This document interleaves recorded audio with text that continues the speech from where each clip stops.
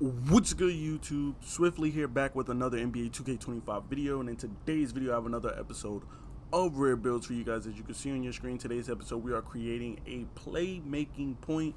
So with that being said, let's jump right into the build. Now obviously if you want to make this build, you have to make it at the point guard position, otherwise it won't have the name playmaking point. For the height, I actually went 6'5" on this build. I know a lot of y'all like the smaller guards, you know, the 6'3s, the 6'2s, you know, the 6'1s, even the 5'9s. But I kind of wanted to go with the traditional point guard for this build, so I went 6'5" on the height. I left the weight and the wingspan default, but you can play with this as much as you like since it doesn't have really high shooting or steals. You can go either way with the wingspan. You can go max it out if you want. It's totally up to you. I just went 6'9" just because I just went default, you know, but you can actually go 7'1" on the default wingspan or whatever instead of the 6'9" default if you like. It's totally up to you. But for the attributes, I went with a 65 on the close shot. I went with an 80 on the driving layup. I went with a 40 on the driving dunk just so that we get those rim grazer animations. And then I also went 43 on the standing dunk so we get at least that first set of standing dunk animations. Based on our attributes, we're automatically going to have a 40 post control, so we can't change that at all. And basically this is just really just the bare minimum. You got the bare minimum for dunking, and then you have your 80 layup, which is going to get you, you know, silver flow game, bronze layup mix master, so you could do some hop steps, some euros, some spins and whatnot. But just the bare minimum, you know. This build is really, you know, the playmaking point build is really for my pass first, you know, rec players who, you know, want to just orchestrate the offense. You're not really looking to score. You're looking to just make everybody else better. That's what this build really is going to be about. But again, you want to have some finishing. You'll be able to throw up a floater. You'll be able to make some layups and whatnot, some hop steps, some spins, some euros down low. You're not going to be completely useless offensively. Moving on to the shooting, we do have a 76 midi. Now, I do want to pre-warn you guys that if you go too high on your shooting, you know, you can tweak this build to your liking and add some more or less, you know, when it comes to finishing or shooting.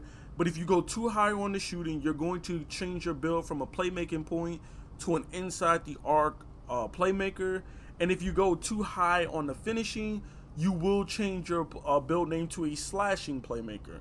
So if you want the name playmaking point, then you kind of have to be very specific with your attributes for shooting and finishing. Otherwise, you run the risk of having too much finishing and being a slashing playmaker, or you run the risk of having too much shooting and being called an inside the arc playmaker, which is high finishing and high mid-range. So you really have to be really specific with how you tweak this if you want the name playmaking point. So do keep that in mind. We do have a 55 on the 3 ball, which is really trash, but that's just because we're going to have a 75. You can try to lower it, but your 3 ball is going to go up automatically when you put your free throw out, because we do have a 75 on the free throw, which is just meeting in the middle for my rec players and park players. You know, you can go lower with the 70 if you feel like you're a park player only, but for my rec players, you want to have, you know, 75 to 80 on your free throw to be a, you know, decent free throw shooter. For the playmaking, where this build actually excels the most at, 99 pass accuracy. Now you can go down to 98 and still keep the name playmaking point, but I like versatile visionary and I like bailout. In my opinion, as a guard, those are two of the most important badges that you can have at the one. Dimer is up there as well too, but bailout and versatile visionary are the two most important badges and two of the most expensive badges in the game. So I'm gonna go 99. If you feel like you just would rather use your +1 for one or the other, or you feel like Hall of Fame is enough, you can go 98 and still get the name playmaking point. I'm not sure if you could go 97 and get the name. I was trying to play around and tweak the build, and I was getting different names like slash and playmakers, inside out playmaker. Maybe it's because I was just putting too much on shooting or finishing, but you know, you can play around with it, see if you can go lower at the 97. But I'm gonna make this build with the 99. And then for the ball handle, I went 90 just so that I get gold handles for days, because you are a playmaking point. You do want to have a little bit of handles for days so that you're not running out of stamina trying to get your team open and whatnot. And then you can always use your +1 to throw on unpluckable, so you have gold unpluckable. And then for the speed with ball, I have an 86, so we have that gold lightning launch, because you are going to be the one primarily, creating for your team. You want to be able to have, just some speed with ball, so you could get into the, defense and whatnot. You want to be able to get into the paint with your, off the dribble, movement, hop steps and whatnot, and just drive and kick. That's how I would really like to play a build like this. Interior defense, we don't have much on the defensive side of things. Like I said, this build excels when it comes to playmaking. We have 50 on interior defense. We do have 82 on the perimeter, which is going to get us silver challenger at 6'5", which is nice. That's why I told you guys, if you want to go up on the wingspan, you can go up and max out the wingspan at 7'1", which is going to make that challenger badge even better. We have bronze on-ball menace. We have bronze pick dodger. We're going to have bronze immovable enforcer.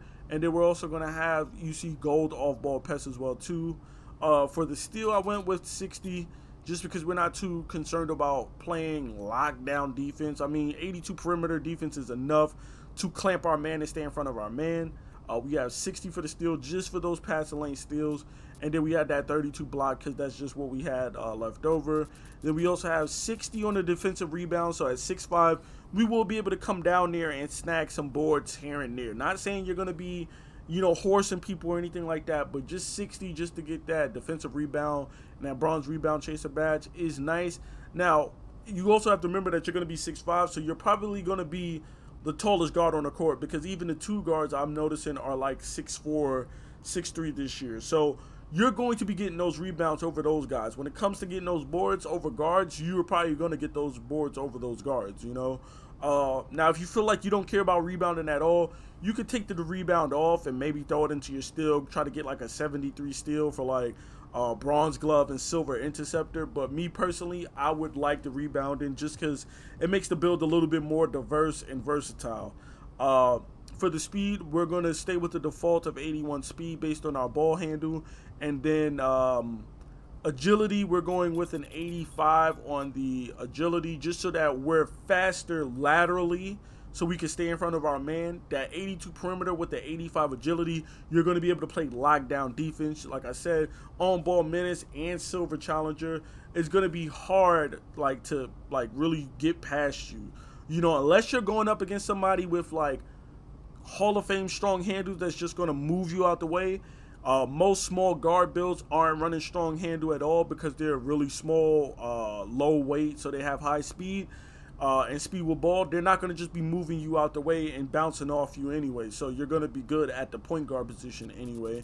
And then finally, we have that 73 strength, which again, silver physical finisher. It's going to give us gold strong handle. So not only are we going to be good defensively and people aren't going to be able to move us out the way, but on the flip side, we have the strength, we have gold strong handle. We're going to be moving these 6'3", 6'2" PGs out the way, bowling them over and rim running them. You know what I'm saying? Because we're going to be 6'5". They're not going to be able to get a contest on us in the paint. They're not going to be able to stop us, because they probably don't have a movable enforcer or anything like that. So our gold strong handle is just going to overpower them, and we're going to be able to get to the basket at will. And then finally, we have a 55 on the vertical. I forgot that we have a 26 offensive rebound. That was the last thing that was on the build. I totally overlooked that. But yeah, there you have it. This is our build for our playmaking point. Of course, we create our build. We see shades of Andre Miller, Tyrese Halliburton, and somehow Jordan Poole. I don't know how Jordan Poole's a playmaking point, but hey, I won't argue with 2K. And then, of course, our build name, Playmaking Point. So there you have it. This is my Playmaking Point build for NBA 2K25. Please be sure to drop a like, comment, and subscribe for more NBA 2K25 content. And, of course, more rare builds like this. I'm out, y'all. Peace.